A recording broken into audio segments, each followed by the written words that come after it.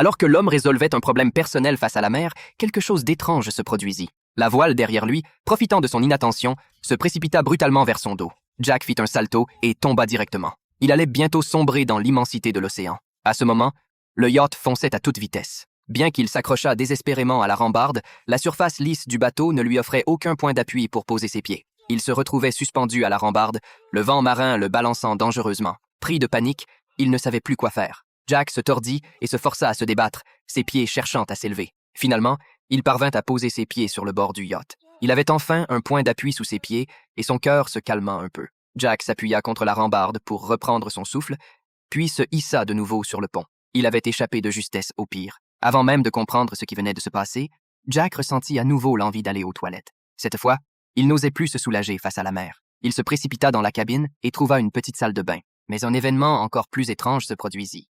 La porte des toilettes se ferma soudainement toute seule. Un peu perplexe, il pensa que c'était peut-être le vent, alors il ne s'y attarda pas. Cependant, alors qu'il venait de finir et s'apprêtait à sortir, la porte ne s'ouvrit pas. Jack ne s'en inquiéta pas trop au début, pensant que la serrure était simplement usée et qu'il suffisait d'un peu de force pour l'ouvrir. Mais il se trompait. Peu importe ses efforts, la serrure ne réagissait pas du tout. Jack commença à paniquer. Il tenta de forcer la porte avec ses mains, mais la fente était tellement étroite qu'il ne pouvait rien y faire.